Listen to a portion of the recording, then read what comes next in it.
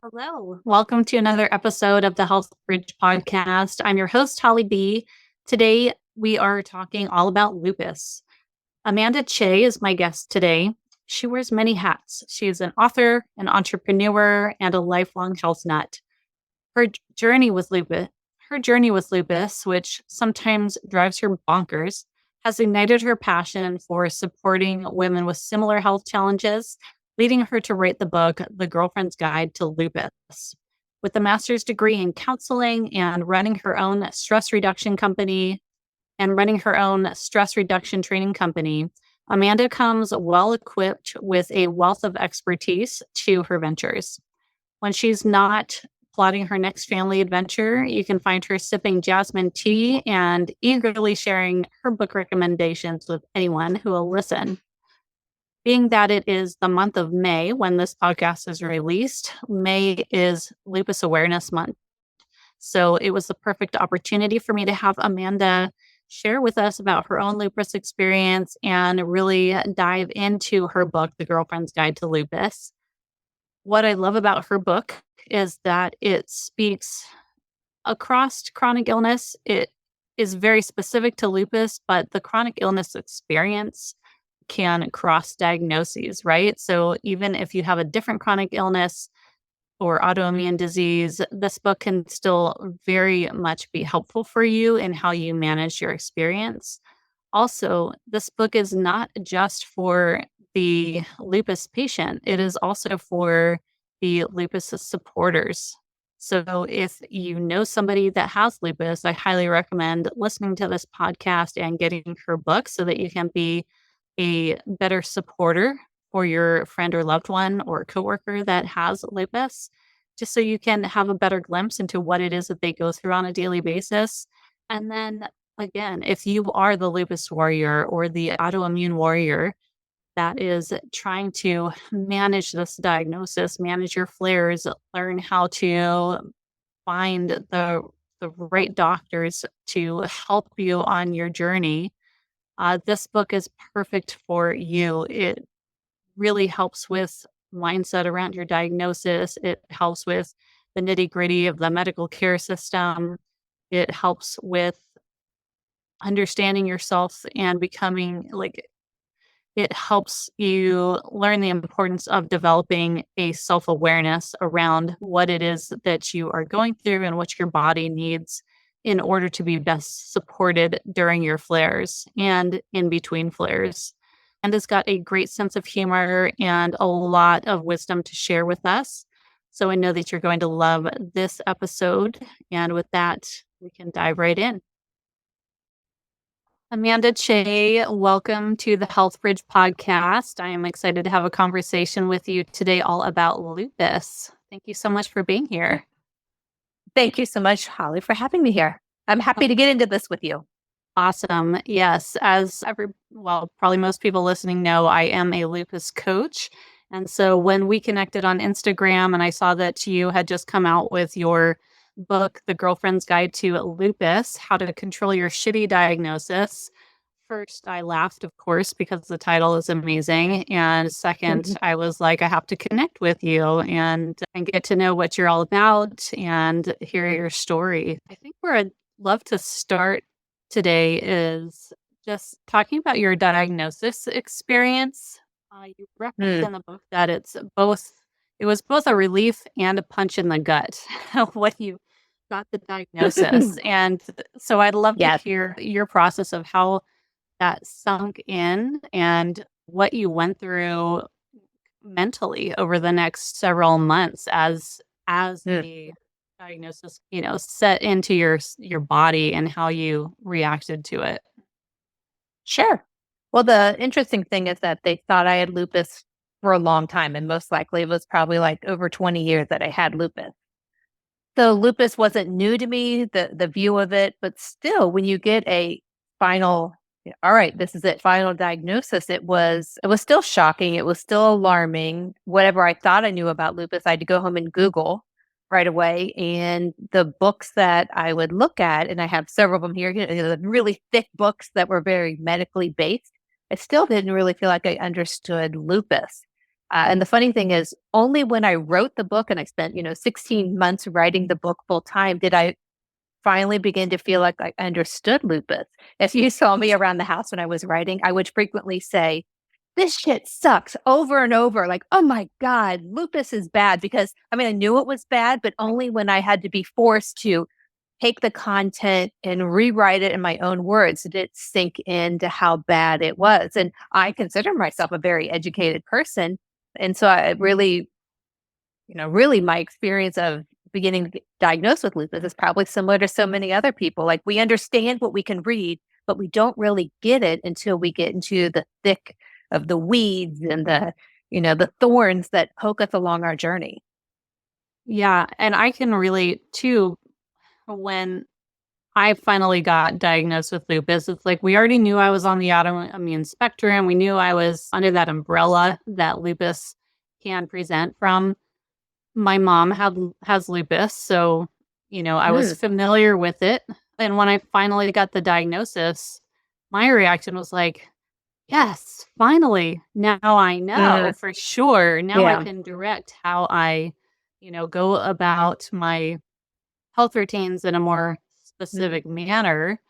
mm, And everybody around me who I was like telling that I had lupus was shocked at that response. But to me, oh, it made yeah. sense because I had been looking for it for so long. I knew something was going on. This finally gave me direction. And yet, Mm. like you, I didn't really understand the full implication of what that could mean for me. It's Was interesting. With you having your mom having lupus, that's an interesting journey. And I've read, I think I looked at my own book recently in order to update my own brain, but it was like, they don't know exactly, but somewhere right around 10% where the mom's daughter, 10% likely to get lupus. And if you have a son, it's only 2% likely. So it's really sucky you have it. And with having a daughter for myself who's diagnosed, it's sucky as well. It's just like a 10% chance. Those aren't gambling odds, people. Yeah. So it Yeah. sucks. Yeah. And I feel for your mom too, because she's probably like, Right. Exactly. Yeah. And it's interesting because I had seen what my mom had gone through, and they believe she had been misdiagnosed simply with like eczema and some other things going mm, on because hers was more of a skin presentation. And, mm, um, you know, she'd be on and off of immunosuppressants and things like that. And so I've seen her mm, go through that stuff, so that's how I thought of lupus. When I started mhm, researching what lupus could also be, I didn't realize that it could affect the kidneys. I didn't realize it could affect the heart. And I remember sitting next to a doctor in an airport at some point when we were waiting for a flight and we got to chatting, and he found out that my mom had lupus and that she also still smokes. And he was like, mhm, that's terrible. Like, you don't understand. That's not an if, it's a when she'll have a stroke or a heart attack or something. And mm, then I was like, "Oh, so it can be like that," mm. you know? Yeah, that hasn't happened Yeah, yet, so we're holding strong still, but that's good to hear. I feel like I'm 40. Am I still 48? I'm 49. No, I'm going to be 49 this year. I get my age. I'm 48. So a lot of like my mother's generation, they didn't talk about much. My mom barely said anything about menopause. I'm like, menopause seems like hell. So I feel like a lot of the people who have read my book have come back and said, oh, my grandma, my aunt, so and so had lupus, but they never said anything about it. And so that a lot of people thought it was like nothing to talk about, no big deal. And I'm like, no, it is. It's just, I think, a generation of eating pain, certainly women, hiding it down. And I'm glad that now at least people are speaking their voices and saying, how challenging it can be. I think that's actually one of the blessings of social media because it's true, I didn't hear anything about lupus and, you know, I saw what my mom went through, but I wouldn't say that she overly complained or talked about really the details of her experience, and that was all I Mm, knew of it. I never heard of anybody else with it, and mm, as I've dove into this community, this autoimmune community and the lupus community on social media, there's women everywhere that are starting to talk about their experiences and share, and men too. Granted, they're a much smaller Hmm. percentage of the people that or of the population that has lupus, but there is this community out there that's really, really supportive. And so Hmm. having people become aware of that when they're diagnosed, I think is super important. It is. And, I have to say it can be a blessing and a curse at times because it's easy to stay in the space or the mindset of being one's lupus. On a daily basis, we can feel crappy and being there. And it's really hard to be in that space over and over. And it's not that you want to imagine you don't have lupus, but sometimes I don't want, a lot of times I've learned to try not to identify. I mean, yes, I have lupus. I make it get in the back from like yesterday, it was in the front. It was, I just felt terrible all day, but today I feel better. And so I make it hang out in the back and I don't let it be my identity. And I think it's a really delicate balance there between speaking your mind and not staying in that dark space that lupus can bring you often. That's so important because, mindset was the biggest component to me shifting my whole health experience from just really struggling on a day-to-day basis to, thriving and having more energy than I had in years and years. So I agree there's a super delicate balance of you have to acknowledge lupus. You have to acknowledge your health condition. But I like what you said of I get it to sit in the back. It doesn't Mm, lead the show. We're in charge. We're here. We're a whole person. This is just an mhm, experience that we're having. And when you can mhm. switch to that and you can acknowledge when it tries to get into the front seat and run the show, like we can acknowledge that and we can have tools to manage it better. But it's so important to not identify. And I think when people first get diagnosed specifically, that's when it's really hard to make that differentiation in how you go about life and your lupus experience. I agree, and I blame no one. I mean, I was in the same space. I think I put in the book, like, it felt like identity that I pulled everywhere, and when I would go to the grocery and they would give me plastic bags, I'd be angry, like, "Don't you know I have lupus? I demand something better. Paper for me, people." But I think as women, I can't speak for men, but as women, we often have these identities, right? I'm a mother, I'm a wife, I'm an author. And if we attach hard to these, then later in life, we're going to have some problems. When, let's say, we attach to our looks and then our looks are guaranteed to go, or we're going to struggle with our looks. So I think it's really important to look into who we are as people. Like, I'm kind, I'm brave, I'm all these other things that on the exterior doesn't show who I am. And so it's another opportunity to turn inward and know what our true values are. And do we live with our values in life, and finding that internal motivation and that internal praise and that love that we can find from ourselves. And, I think just across the board that's something that's been beneficial to me. Of course, I wish I found it sooner, but I'm happy that I found it now versus later in life. We have to go through that journey. Like I think it's an important part of the process of being able to get to this point and stand in a more empowered a more empowered state around your diagnosis and around your self-care and implementing boundaries and watching your Mm. self-talk and the way you relate to it. Like I think going through that initial fear, that initial scare, that initial like grabbing onto the diagnosis and like you said, you know, I have lupus, I don't want plastic bags. Like I think we have to go through some of that in order to get to the other side. It's a very strong person who can go straight to that point, you know, and skip the other Oh, stuff. yeah, absolutely. Yeah. I mean, and we know the challenges that comes from getting a diagnosis that limits so many parts of your life. And those, that's why I liked it too, the grieving of losing someone you love or something like that, because it is the loss of what you anticipated your life would be like, even if you didn't spell out, what you're going to do every 5 or 10 years. And it's still a change in both how you saw yourself living the life and what you want it for. that life, how beautifully you wanted to create it. That doesn't mean that it is completely altered. It just means that it needs these changes and perhaps coming up with more reasonable expectations for yourself and your body. Yeah. I noticed we're talking about our lives that led up to diagnosis.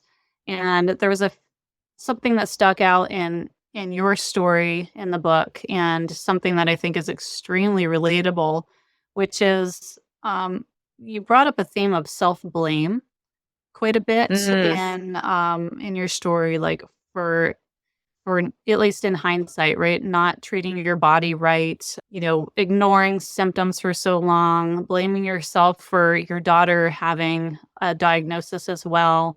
And I think, unfortunately, that is a really common theme, one that I can relate to for sure in women that end up with an autoimmune condition. It's this mm, perfectionist tendencies, people pleasing tendencies, things like that, mm. that, I'm sure not in every case, but in a majority of cases do set this certain pattern for autoimmunity. And curious, like how you've, or if you shifted through some of that, what that process was like for you, and is that something that you pay attention to now? Yes, absolutely. That interesting part of writing a book and spending so much time on it was the fact that it was like deep, deep counseling for me. Because I have a counseling degree, but I never used it. So it's always been, I think, put in the back of my mind. But when I would say something in the book, it would be like, are you doing that? Right? It's this other like self assessment. Are you doing that? Are you saying things to these women that you don't do? So frequently it would be like, oh, I would make a note like, I got to go back to that. So when I got done with the book, I went into a lot of different types of counseling, group counseling, like individual counseling, and I have a wonderful counselor now. And it was really around those ideas, the reflection on the perfectionist that I know that I had, the idea of for so long, it was just really like, what did I do wrong to bring this on? Whereas a man might commonly be like, oh, this is what I have. How do I go forward? Just the views of that I caused something on myself is so true. And it's definitely something I'm working on. Like for the idea of my oldest daughter, her name is Anna. For Anna, me causing Anna to have lupus, right? I know she got it from me. There's no other things there, but like some of those things I've had to learn to let go of.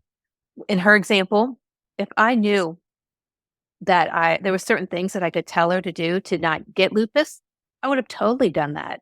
I would have done anything to her. I cut off my arm, ended my life in order for her not to have it, but that wasn't an option for me. And so I've learned to slowly start giving myself the grace that, I didn't know better. Even when my body, my body's now going through perimenopause and I will, whenever I find myself judging, I will often just say, it's like Emily Blunt's character in The Devil Wears Prada, where she always says, I love my job. I will just say, I love myself, and I love myself. Like I'm learning these new ways of being kinder to myself because if I knew better, I would do better. And sometimes I still make mistakes. I wanted the people reading the book to know that, like, I know some things and I still screw up.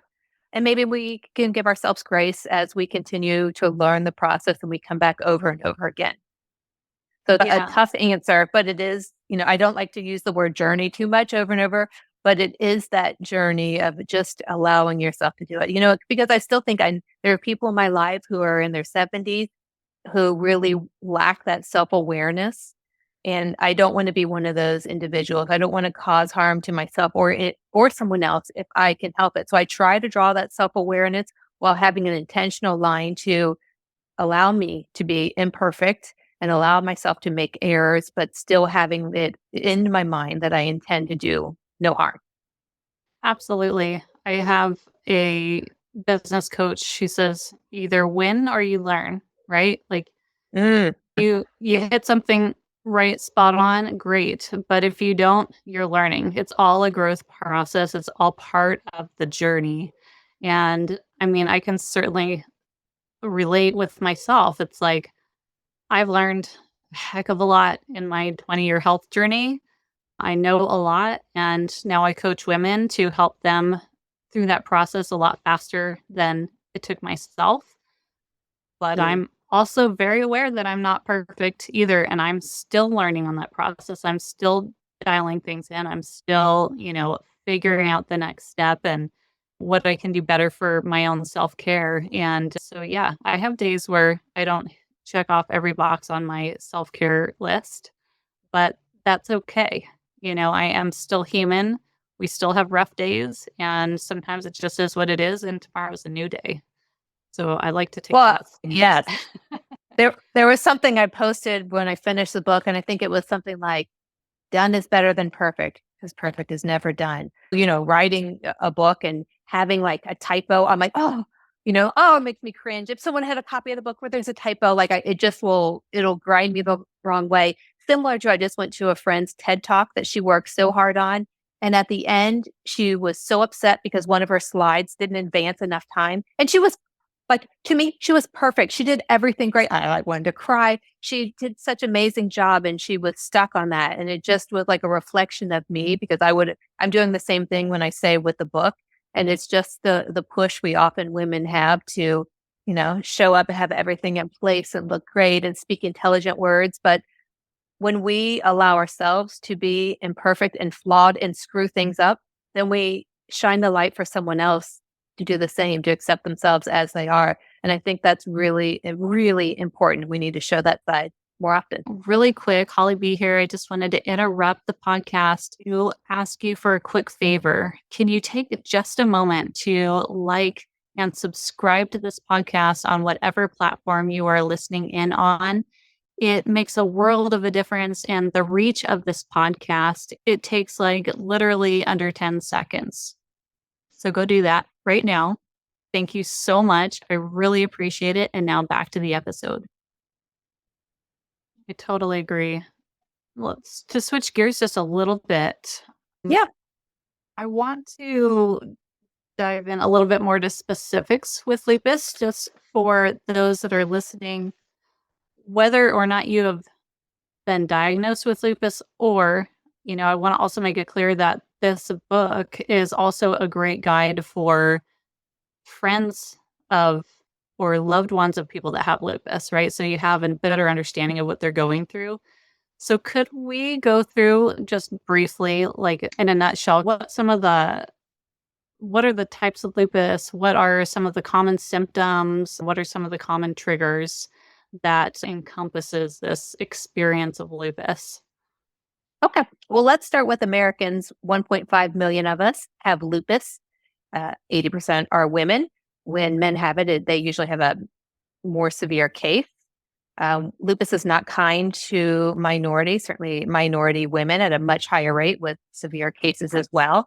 So there are 4 different types of lupus. Systemic, or SLE lupus, is the most common and most severe type, which can show up uniquely like a fingerprint for each individual. And that's the lupus I have. And that's where it can affect anything from your hair all the way down to your toes.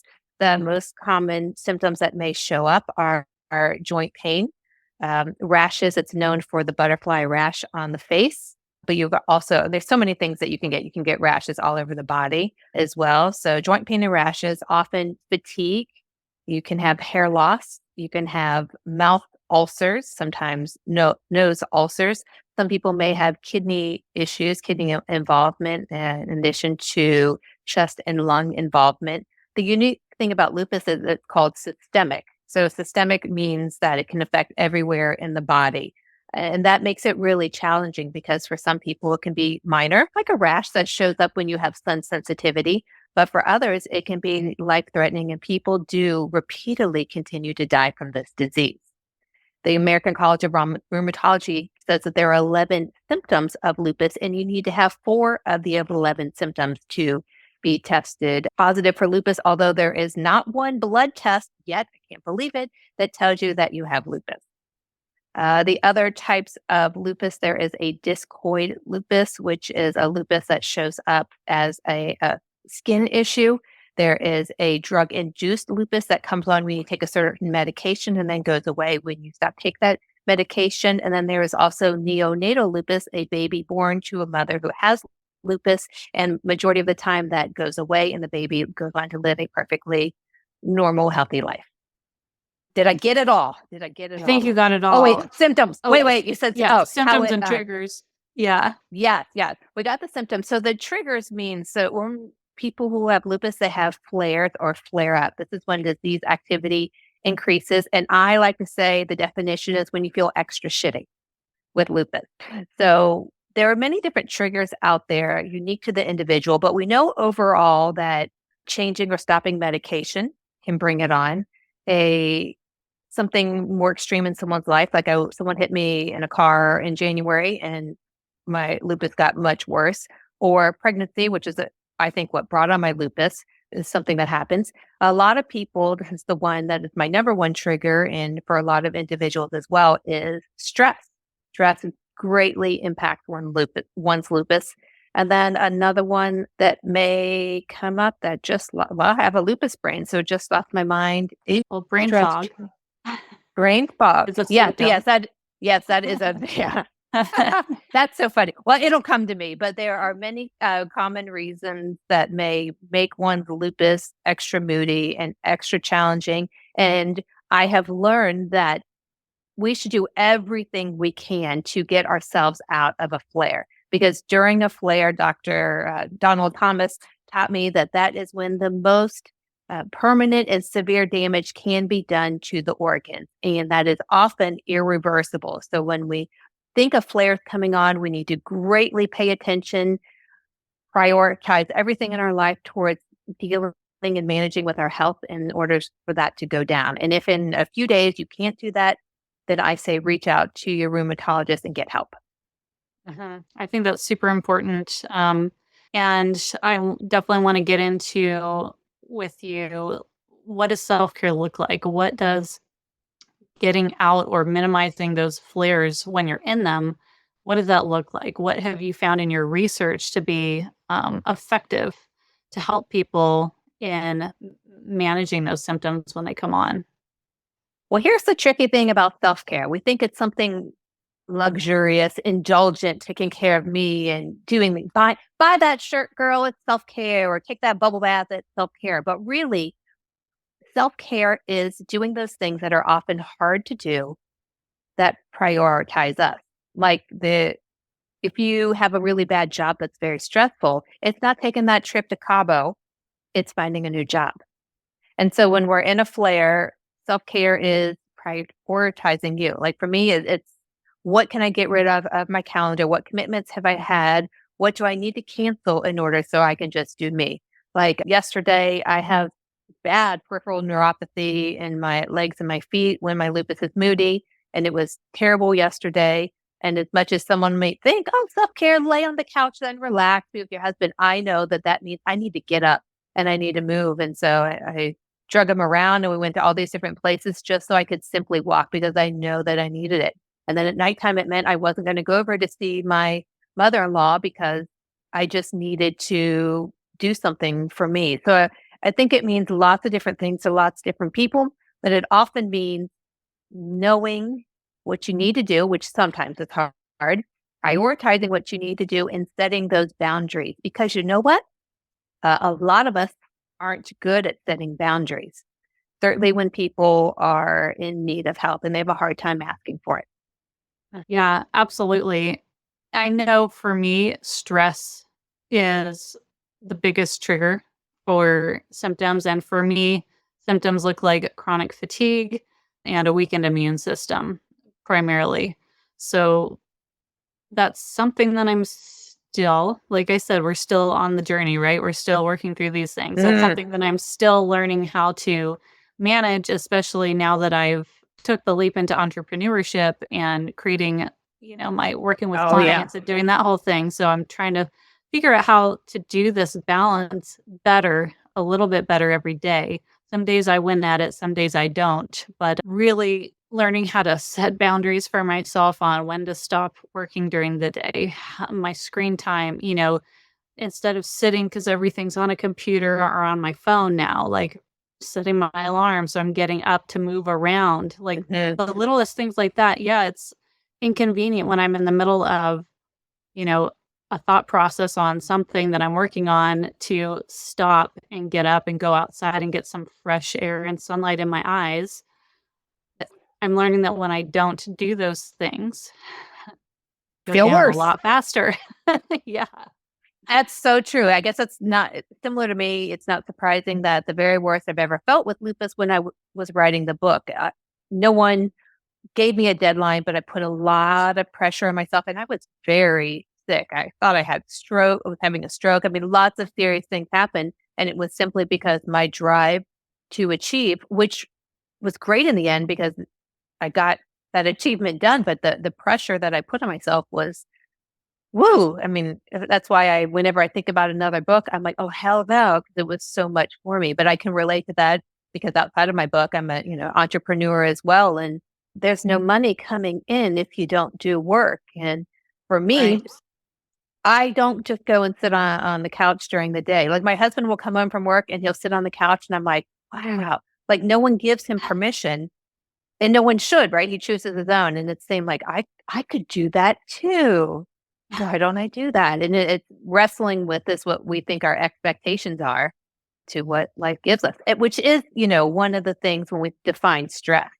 Stress results from expectations on how we think life should be to the reality of what life brings us. Say that one more But time. stress, and this is what I speak about. This is my career that I do. Stress results from expectations of what we think life should be to the reality that life brings us. Dive into that. Okay.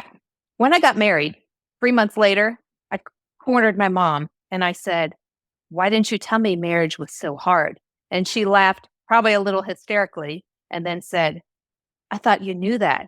But because she hadn't told me, what life was like, we didn't have social media back then. I thought it was going to be a 50-50 split. We would be happy, we would do everything together, and life didn't show up like that. So my view on what I thought it should be came crashing down and I brought myself stress. Now there's another definition of stress, or this is the actual definition by another author, researcher. Her name is Kelly McGonigal, and she says stress arises when something we care about is at stake, which is quite fascinating because we usually think of stress as being doom and gloom and bad and get the hell away from it. But if we began to see that we care about it, then we can make sense out of our stress. If I'm really stressed of writing my book, I would often come back to the fact that being like, I'm writing this for women. I want to help women. It would be like, okay, we got it. Let's go back in. And so it's really a good question of if you are stressed in life, should you be stressed? Do you care about this thing? And it's a thought of like, well, I don't care about it. Well, then let that go and go back to something you care about. When we can turn our mind back to what we value, it allows us to assess our situation, gives us the energy to go back in because stress does overall give us that boost of energy. Why am I stressed when someone almost hits me with a car? I mean, that's obvious because I care about my health, my life, and I get that energy boost and then I can drive away safely. And when we talk about chronic stress, we want to avoid that at all costs. That is terrible for the body. It is terrible for every part of our health. Cells in the body die at a quicker rate. But when we have short stress, it gives us the boost out there to get things done. And I bet you're pretty excellent at short-term stress. If anyone has a new puppy, ever grown a baby, ever got married, found a new job, had a big project to work on, stress is a thing that gives you that boost. It gives you the motivation, and then you move on your way. You learn something from the experience. And so I think that we need to change our view away from stress being all bad to knowing that stress can be something good for us. This idea of lupus can be good. It is, yes, a chronic thing, but we can have our mindset to see, I'm not being Pollyanna. I'm not thinking everything should be positive, but there are some good parts behind knowing that stress can be good for us. Yeah. Well, I'd love to talk about gratitude mindset and positivity because I think it's an incredibly important and powerful tool. But you just referenced putting on rose colored glasses.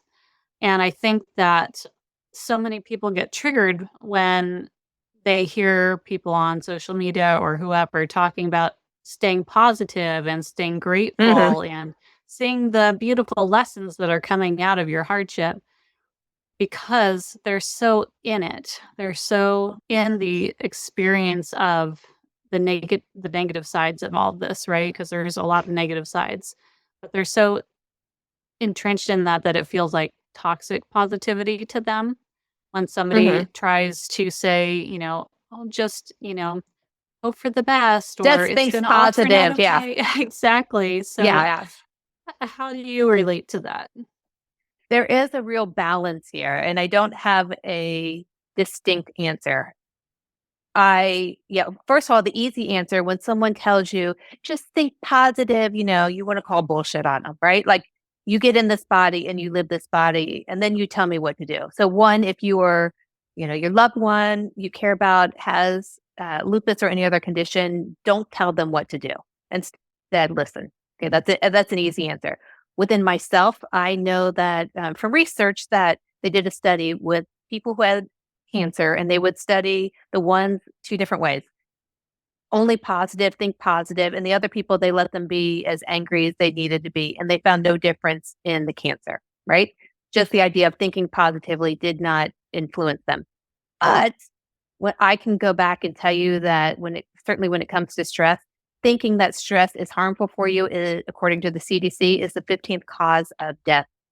So there has to be some connection there between understanding how you view yourself, how you view the lupus that you have. Not always trying to think. I can think positive all I want, but I will not be 5'8".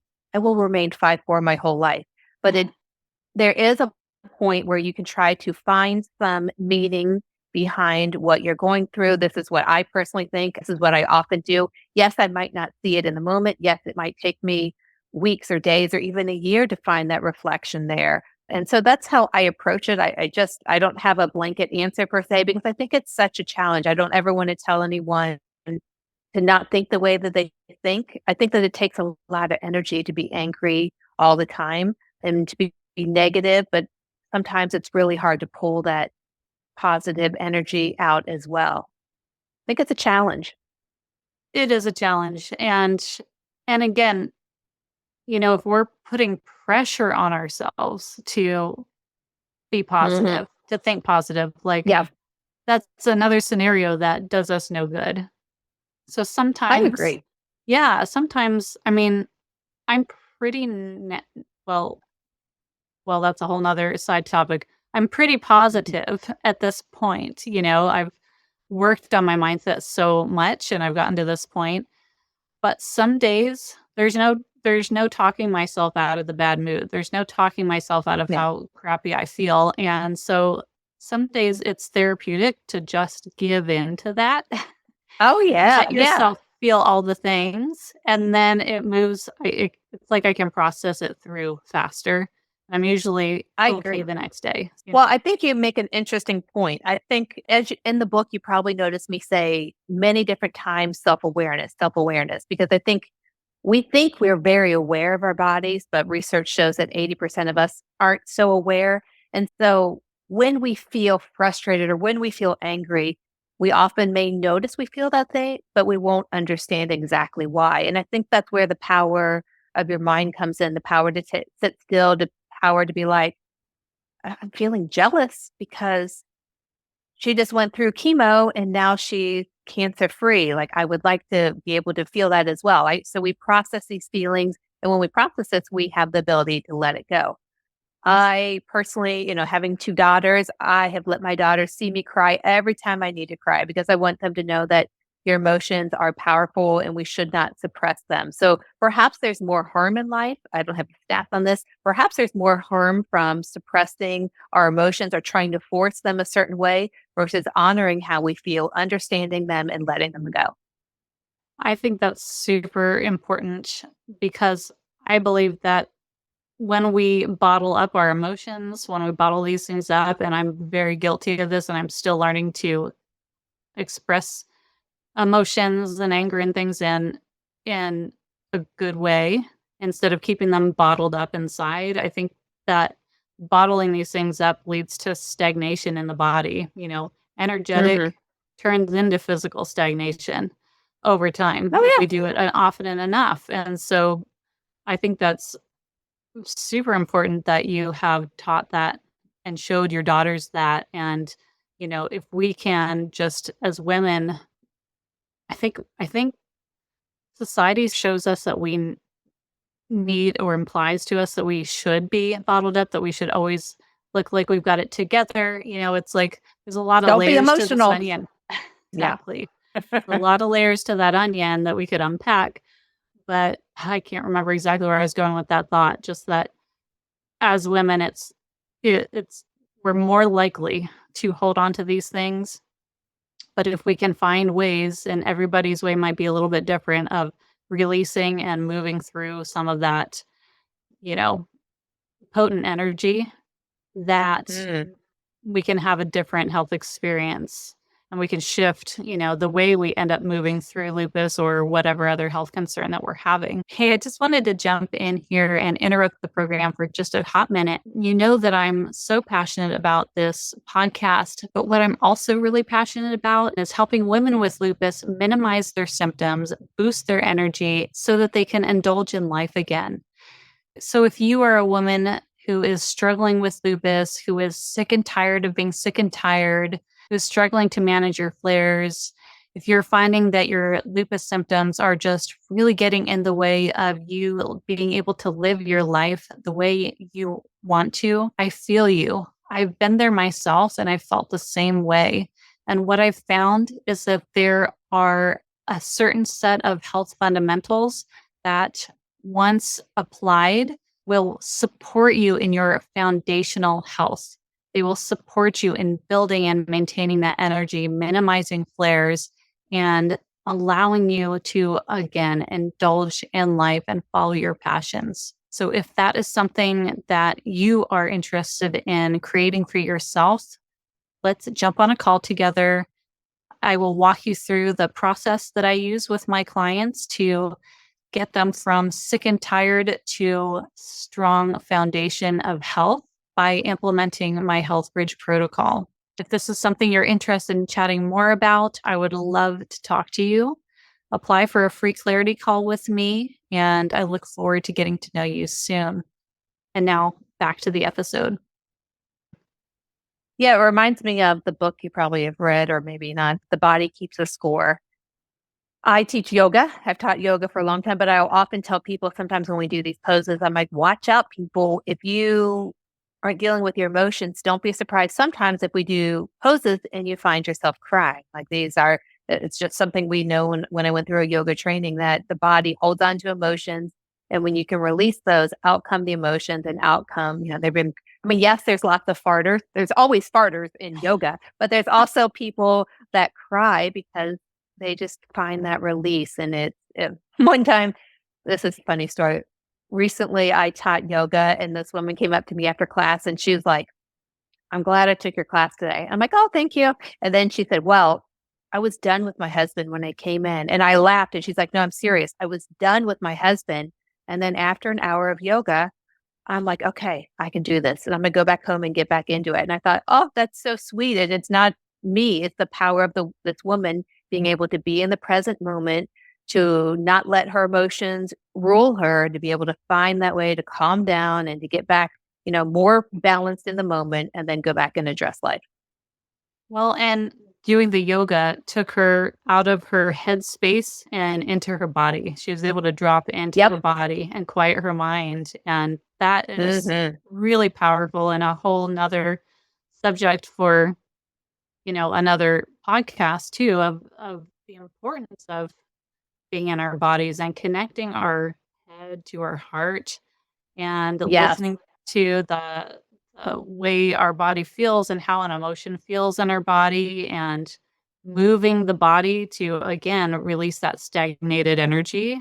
That says a lot, and it can be very powerful when you are going through a lupus or other chronic health experience. And, it's funny because I see people posting all the time, like, don't tell me yoga will fix it, when it comes Oh, I to their know. autoimmune. I know.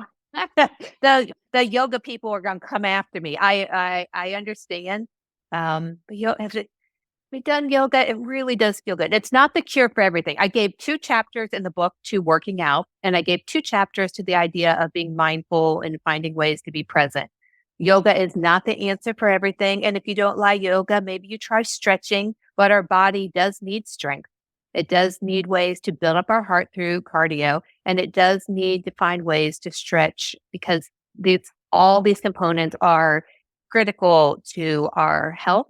And what we haven't said yet, but is very, very important is yes, lupus is a sucker and it has sucked away part of our health, but it has not taken away all of it because you still have control of your health. And that is absolutely essential. If you learn nothing from the book, I want people to know that you still control your health and how you get up and move every single day, what you read across social media or the news, how you manage stress, how you deal with sleep, what type of food you put into your body. All of these things are what make up your health. And we should never, ever underestimate the importance of them because we are habits after all, and they will directly influence our lupus.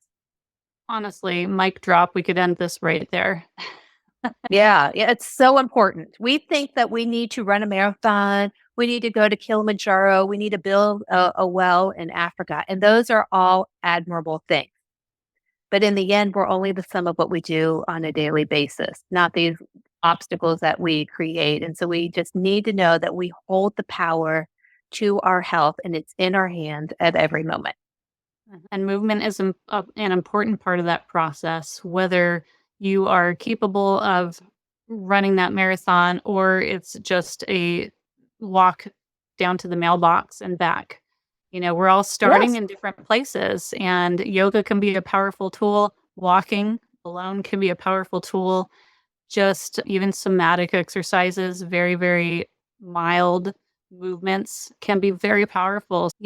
I have always had a lot of friends that are very physically active. When they get together, they want to bike ride or they want to go play volleyball at the beach or they want to go on a long hike. And that was always something where, you know, back in a previous mindset, I felt not good enough, not cool enough. I was always too afraid to really go and experience those things with them because overexertion would kick in my chronic fatigue Mm. and set me down for, it'd be fun during the day that I did it, but Yeah. I could pay for it for 2 or 3 weeks afterwards. So I always kept myself out of that scenario, but I've slowly worked on that and been able to build up to handling, I still don't do huge strenuous hikes or, things like that, but I have my own groove and I know it works for me and I keep myself moving because honestly, when I don't do it, I feel so much worse. So it's Oh, important. that's true. Mhm. I come from the flip side that I was an athlete. I was a college athlete. I was a CrossFitter. I was a mixed martial arts. I was intense, with a capital I. And when I had lupus, at first I had Sjogren's and that really, kicked my ass. And I learned that I had to start making shifts. And on Saturday, I cleaned the house and I cleaned it so well that on Sunday I felt terrible. I'm like, oh my gosh, like the shift from how I used to be to how I am now is hard. But I guess that for me, it's just been like, why I can't have both, right? I can't reside in the same space. If I want to be healthy, I have to adjust the way that I work out. And I think a lot of people don't start like me. They usually start where they're not as active and then they know they need to be active and it hurts and it's hard. And I look at people on TV and they do yoga like this or they run like this and I want to do it too as well. And so I think we have to be able to take ourselves where we are right now, not the younger selves when, we were 18 or 25, where we are right now with the acceptance of this is what my body can do. And there's nothing wrong with wanting to have a goal out there, but is that goal realistic for you? How does that, how can you adjust your expectations? And I think it's really key, but I do think movement is an essential part of your health. It just looks different from a lot of people and you have to make it look right for you.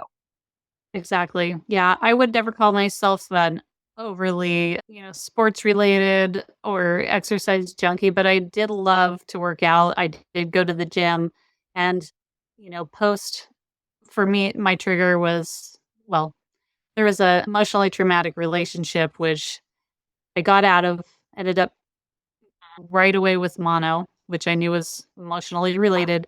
And then chronic fatigue set in, and that's where my story Mhm. began. And throughout, for years, I kept trying to go back to like, okay, I'm feeling good enough again. I'm going to go to the gym, and I would try to start right back how I used to. experience exercise and think that this time it was going to work. Nope, it would Mm. knock me down.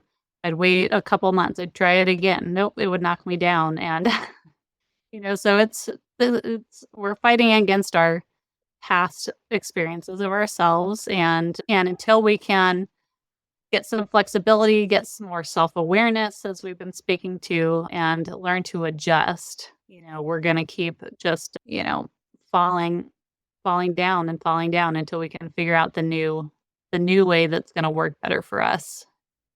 So I think it's important to track how you're feeling on a daily basis. There was an app I had given in the book, but there's many apps that you can write things down that assesses so many different factors, right? We aren't always aware of like, oh, I walked too long today, or I ate those Oreos right before bed, or yeah, stress was really bad for me today, or even something like I didn't poop today, right? Or it was hard to do that. All of these factors come into play. How I behave right now doesn't always show up tomorrow morning. Sometimes, certainly with exercise, it may take a longer period of time to show up. And if we have that awareness, we track what's going on, we're better able to see, ooh, that's too intense for me. Next time I need to make a change here.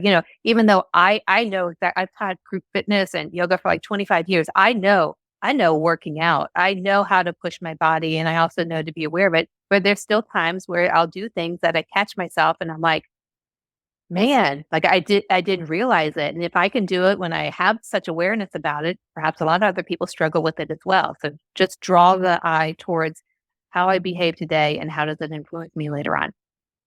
And it's all about the small, subtle shifts, I think, that build over Mhm. time. That's what I try to instill in my clients. And what I've done for myself is like, I'm starting here.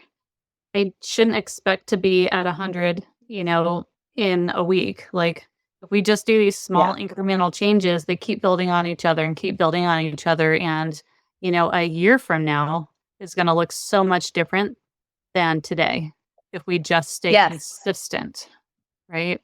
We underestimate what we can do in a day. We overestimate what we achieve in a year. And also, there are no quick fixes for our health, which is what you're pointing to. Also, there Yeah, go take that pill. Most of the time, like some of these drugs that we take do make a great impact on our life. They're positive. We need them, and we should never stop taking them without telling our doctor.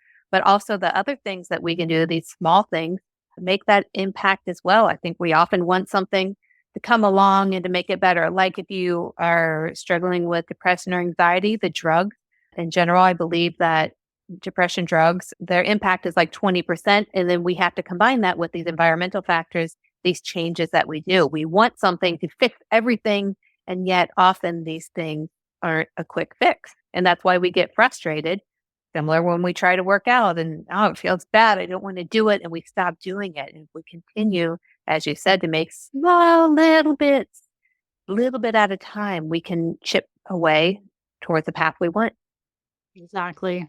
And the last thing that I think is really important to talk about are boundaries. And you talk about this Mm. in the book, and it's, we can conceptualize boundaries and setting boundaries, but like, what does it actually look like to set them? How do we know if we need to set boundaries, and how on earth do we start if that doesn't come How do natural to us? Which, if I you're know? an Let's autoimmune person, it probably doesn't come natural. Well, let's first start with how do we know when to set boundaries? I would say, do you walk away from a person or a situation frustrated? Do you feel angry with yourself? Because we often turn it in. Are you angry with yourself because you didn't respond in the way you wanted to? Do you feel resentful? Do you feel stressed out about the situation? Usually, these things after the fact on how we wanted to go, what we wanted to say, what we wanted someone to treat us like this, or we were angry that we didn't do this. These are the ways that we are learning that we need to set more boundaries. Now, if we think of them as like this invisibility cloak that protect us against life's choppy waters, we can begin to see that when we have limited energy with lupus, that we probably want to set those boundaries in order to protect ourselves because we think they're about getting that other person to stop doing that thing to us. But it's really about honoring what we need inside of us, regardless if that person does it or does not do it. And so I think that's a really important thing and something to think about as we think about boundaries. And I have talked about a sharpening, like almost like I have developed these horse blinders now in life since getting diagnosed, because I knew I only had this much energy. And no longer was I going to give you any of my energy if I didn't think you deserved it. And that's really important. So for me, how do we begin having boundaries? Of course, I know we're a repeated record going back to the idea of self-awareness. In those situations where you feel frustrated, when you feel resentful, it's important to sit down and think by yourself, what's going on here? What do I want? What can I protect myself from? And those are sometimes really, really hard questions, like those in our lives that we may consider our support. It was a very eye opener for me after having lupus. There were some people that were in my family that weren't so supportive of me and are no longer in my support system. And that's because it's an intentional choice for me, regardless of people are like, how can you do this? Or what about that? In the end, it was my choice to choose me first. And that's really what boundaries are doing, choosing yourself first over looking like a people person or making that person mad or not doing what you're supposed to do. I will pause there to make sure I've covered all of that.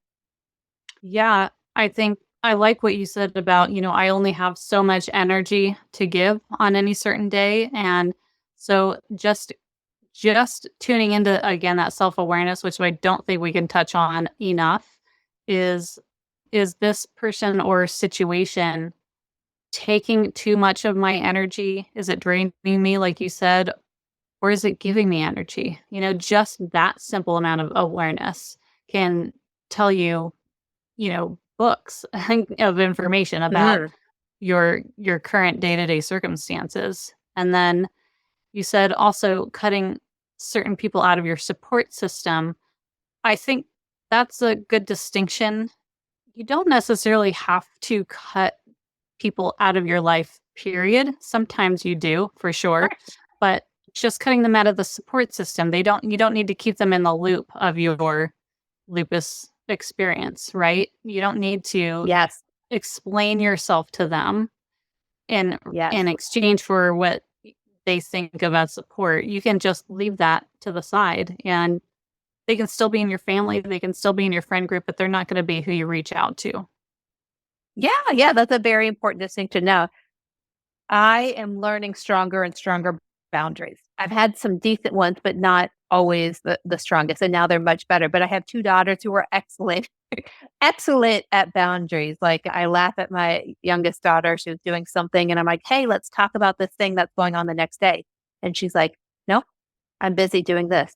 I'll talk to you when I'm done. And I'm like, what? How dare she? And then I'm like, oh, that's good. I'm going to do that. Right. Too often we find that a lot of people don't have the boundaries. So we're often overextending ourselves to people that are overextending themselves to us. So when we begin to be clear on what we want to happen in that situation, we can begin to stand up and state what we need. Like when I talk to you, I would like you to not be on your phone.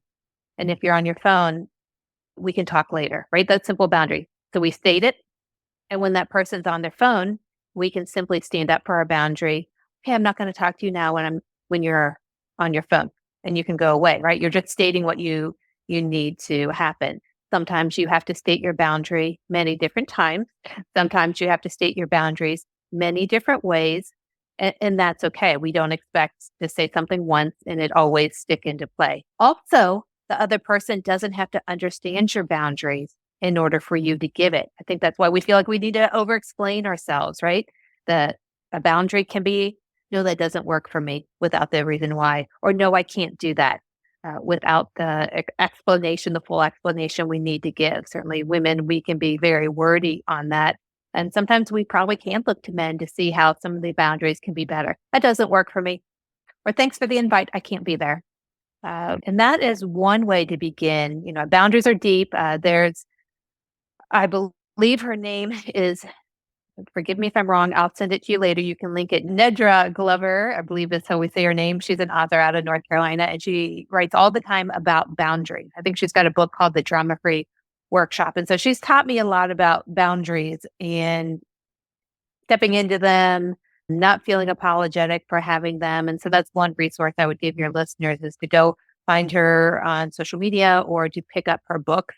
For me, I like to learn by reading and processing information that way, but I know that a lot of people get different information different ways. Check her out and she can give you some of those steps on how to begin setting more boundaries for yourself. And sometimes it begins with a little small step, and that begins to give you more confidence so that you can grow into more boundaries as you go along. Because in the end, we don't want to have resentment. People you love don't want you to be resentful for them, and you can begin to find your voice.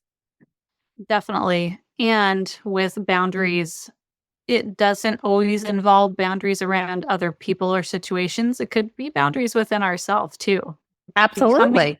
Yeah, becoming more self-aware. Again, we can't speak to that enough. Becoming more self-aware, recognizing the patterns that we have that are running our show and running our habits. We might need to start stepping in there and setting some boundaries around our self-care, around the food that we eat, around Mm. our exercise habits versus our Netflix watching habits, things like that. We can start with Our little social boundaries there. media. Yeah. Or s Like for Yeah, myself, whenever I get on TikTok, I set a timer and I say 5 minutes. And when it goes off, I'm like, oh, it went quick and I get off. Sometimes boundaries aren't things that you say and people never know you even have the boundaries. It's setting yourself up for what you want and what you need to do as well at the same time. So I like yeah. that you said that. Yeah, and the mindset around the boundaries, this is something we're implementing for self-care, not this is something I'm taking away from myself. This isn't something Correct. negative. This is a positive, right? So shifting the mindset around the boundaries and starting small is important. Yeah. Very true. Amanda, this has been such a great conversation. Is there anything that we haven't touched on yet or any last thoughts that you want to leave with our listeners? I just want to leave the listeners with the idea that they are not their lupus, similar to what we talked about in the beginning. Because, man, if you were, oh, that would suck. You're not your lupus because you are much, much more. And this unfair, chronic, incurable disease may make your life challenging, but it still allows you to direct the winds and choose which direction you want to sail. Thank you so much, Amanda. Where can everybody find you? Well, you can find the book on Amazon, The Girlfriend's Guide to Lupus. And then you can find me on social media at Amanda E. Chay, which is Chay. Oh, I also have a YouTube channel. Check that baby out. Awesome. I will link those all in the show notes for everybody. I appreciate you so much sharing your experience and just getting the word out to as many lupus uh, patients, as many lupus warriors as we can out there because we all need support. We all need community around this. And your book is a huge, huge help for that. So thank you so much. Thank you, Holly. Appreciate your time. I love speaking with women like Amanda who really promote an empowered version of yourself in going through these, what can be very debilitating and very hard to manage health conditions. We can learn to empower ourselves in the process. And that is what Amanda's helping women do through her book and through her speaking. And I hope that you found some really great takeaways and tips that you can start utilizing and that you can start becoming aware of in your own health experience right away. One thing that we didn't completely touch on in our conversation that I do want to still bring up is that there is so much talk around, fight for a cure and when there's a cure and how amazing will that be when we have a cure for lupus. We just got to keep searching. We got to keep searching. We got to fund the search. Well, I do think that it's important to keep funding research and, doing medical trials and seeing what else is out there that may shift a lupus patient's experience and help them go into remission. I'm not saying that that's not important. What I do want to say is I think it's a little bit dangerous when people focus entirely on when there's a cure, when there's a cure, when there's a cure, because it takes some of your own personal power in the moment away from you if we're only focused on this external thing that may or may not happen at some point in the future. I think what's so important to just really take in is the fact that you, despite the illness, still have a lot of empowerment in your process of health. You still have a lot of choices that you can make for your health to support your foundational health, and that you are still the authority figure in your own life and in your own health experience, even when lupus is in the driver's seat on any given day and causing a flare up that you didn't ask for. Even then, you are still in charge of your health experience, even when it feels like your body is doing things that you have no control over. So I just want to point that out. And I hope that from this conversation with Amanda, you got the understanding that you are the most important part of your health journey. I highly recommend that you get Amanda's book, that you reach out to her if you want to ask her some more questions or be a part of a supportive community. If you are ready to learn how to take that front seat position, that ownership position in your health journey, in your life journey, apply for a free call with me. Let's build up your foundational health. Let's start building those small daily steps that lead to great change in your health experience. I can't wait to connect with you, and I will see you again on the next episode of the Health Bridge podcast.